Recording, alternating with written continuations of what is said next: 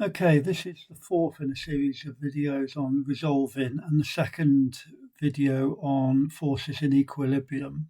And specifically, we're actually looking at cases where you actually have to come up with the forces yourself. And kind of forces we're in a diagram. So the kind of things we're talking about are tension, weight, I suppose a thrust as well, although I won't do any examples of this in this video.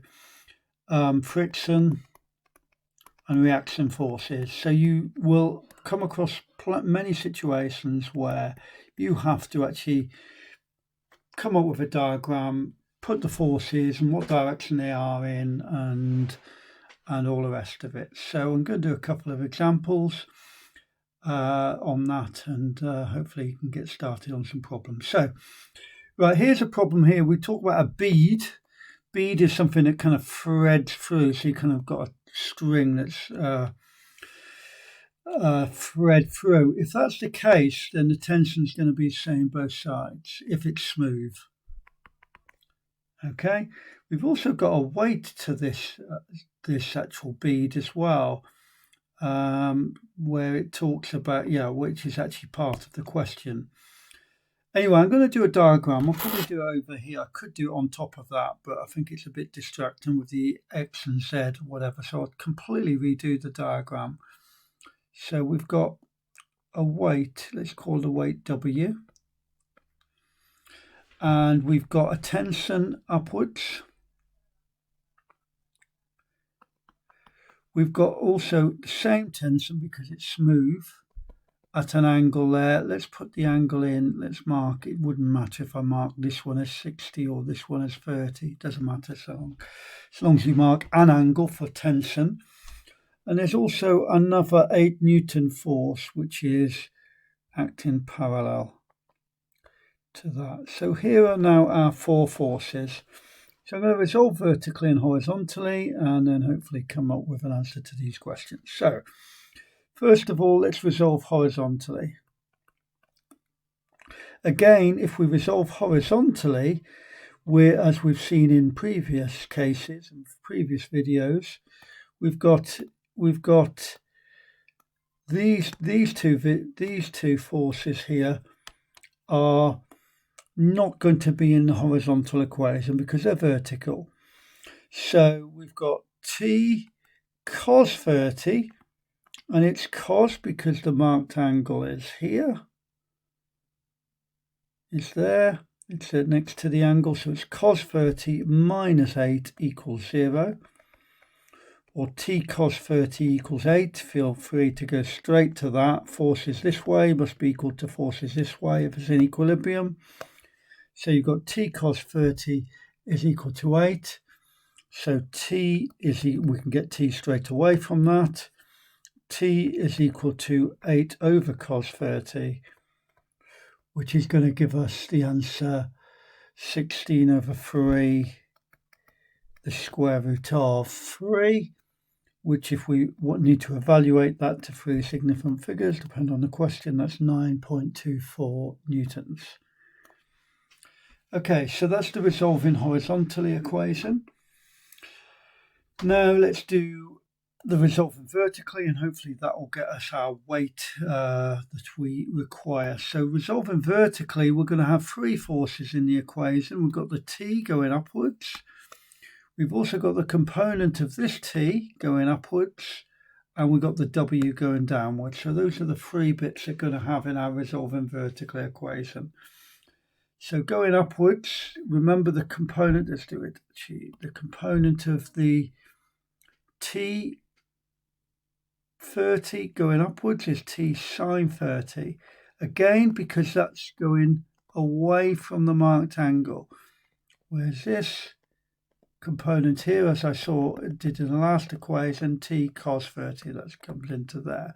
So when we're looking at resolving vertically, it's T sine 30 because there's kind of space in here. It's away from the marked angle. It's not next to it. So it's T sine 30. So let's write the equation. So we have upwards T sine 30, as I've just seen, t sine 30. We've also got the t itself, because that's only going upwards, that t there, that's plus t. Okay, and we've got the w going downwards.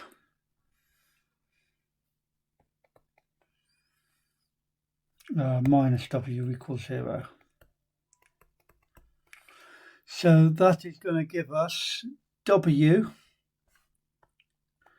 is equal to t sine 30 plus t, but we already know t is 16 the square root of 3. Let's kind of factorize that actually. That's t sine 30 plus 1, but sine 30 is a half, and t is 16 over 3, the square root of 3, a half plus 1. So that actually is going to come to, if we kind of work that out, that's going to be 8 root 3 exactly. Or if we're looking for an approximate answer to 3 significant figures, 13.9 newtons. Okay, so that was a quite straightforward example where it all come out in the resolving equations, resolving vertically, resolving horizontally for part A, and for part B, resolving vertically. Now let's look at a more involved question involving some pulleys, and this will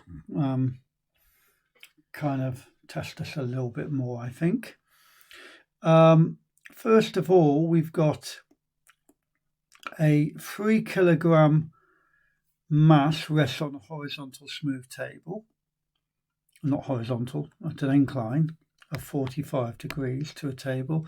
The mass is attached to a cable which passes up the plane along the line of greatest slope and then passes over a smooth pulley, and this here is 1 kilogram, so that weight is going to be 1g, or just g. So this tension, I'll write it in as T there, will have to be equal to G, because as we can see, those forces are balanced. So T must be equal to G, which will help us in the rest of the problems.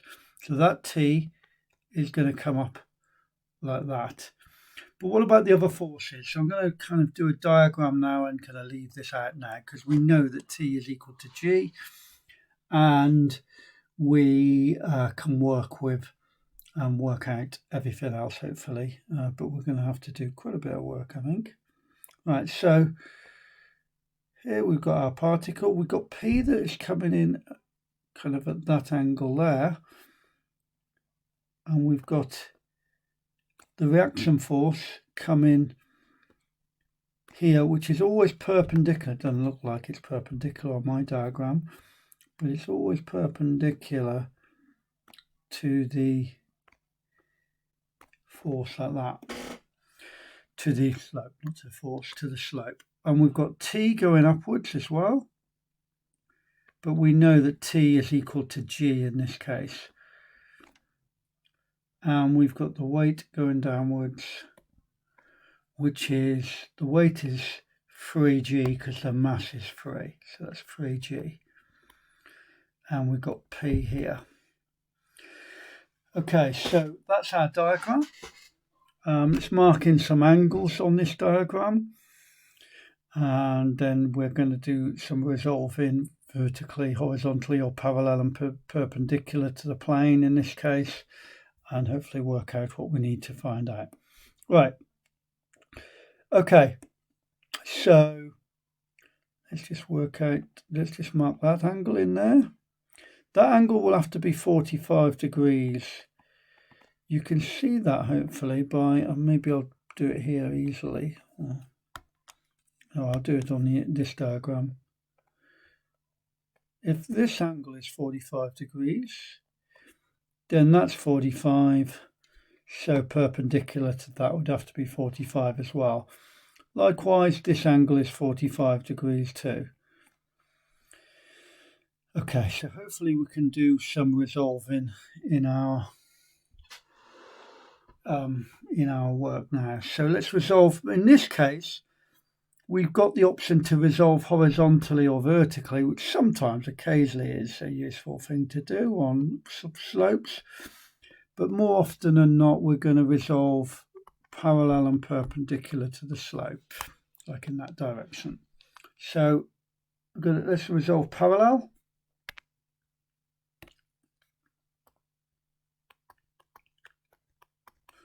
So going up the slope, we've got the tension going up the slope. Let's write it as G rather than T, because we've already established that the tension is G. We've got the component, I think I need to draw this in red, we've got the component of P. And this is where all the work we've done, and you put all the practice I hope you've done into resolving, kind of pays off, because there's a lot going on here. The actual component of the force going up the slope is P cos 45. Okay, so that's going to be plus P cos 45 up the slope. But then going down the slope, we've got the component of this force, which is going to be, let's mark it in there, that's going to be 3G sine 45. We're in some luck here because sine 45 and cos 45 are the same. So it's not the best of examples in some ways, because we can mess up getting sine and cos mixed up and we get the same answer, but that's unusual. So let's just pretend it does matter whether it's sine or cos, because it normally does. It's only because it's 45 here that it doesn't. So we've got G going up the slope. We've got the component of P going up the slope, but we've got the component of the weight, the 3G weight, going down the slope. Okay, so let's write that up in an equation. We have G plus P cos 45 minus 3G sine 45 equals to 0. Okay, so that should enable us to work out what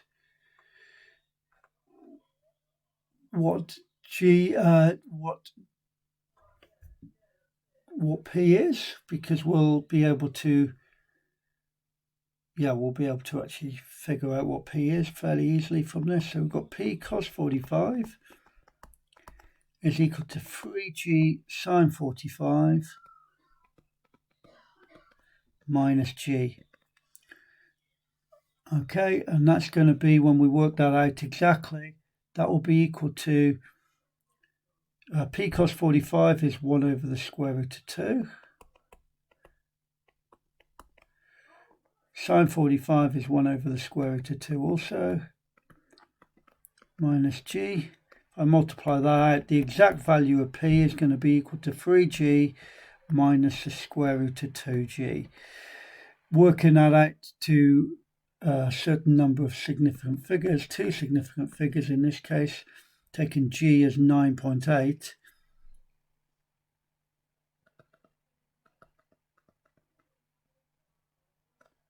G is 9.8. We've got P is equal to 16 newtons. Okay, to 2 significant figures. Now let's resolve perpendicular to the slope, and then we should be able to work out the reaction force. So working perpendicularly, that's in this direction to the slope, we've got R going upwards. This G doesn't come into it at all because it's parallel to the slope, but we do have the component. Let's rub these two out now because there's a lot going on, isn't there?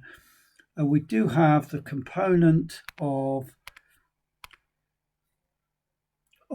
P going down the slope, and that component of P down the slope is P sine 45.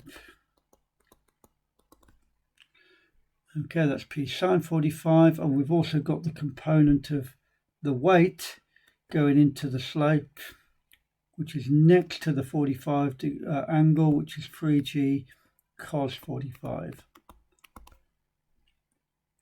Okay, so let's write that out as an equation. Change your colour back to blue. So R up the slope.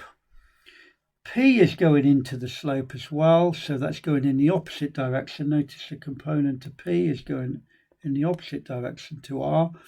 So it's P minus P sine 45.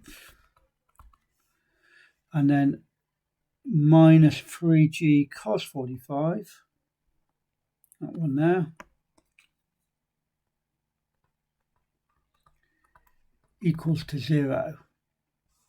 So that gives me R equals to P sine 45 plus 3G cos 45,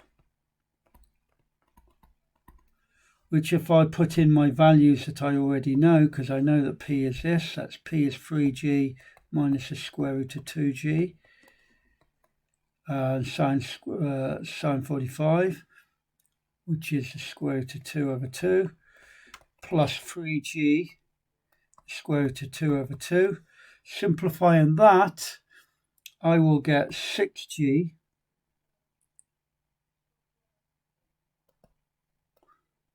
square root of 2 over 2.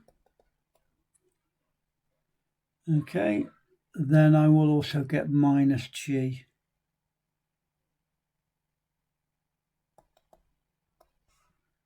Okay, because these two bits will give me the 6G, the square root of 2 over 2, which is equal to, that equals to 3G, the square root of 2, minus G, which to two significant figures comes to 32 newtons. So a much more involved example there. We had to work out the tension first of all, equal to G. And then we've got to resolve in parallel and perpendicular to the slope in this case in two perpendicular directions to work out what R was. So a much more involved example there. So now it's time for you to have a go at some of the other examples on the exercise, like those, for example. And we might go over a few of those in class or on a future video. Okay, bye.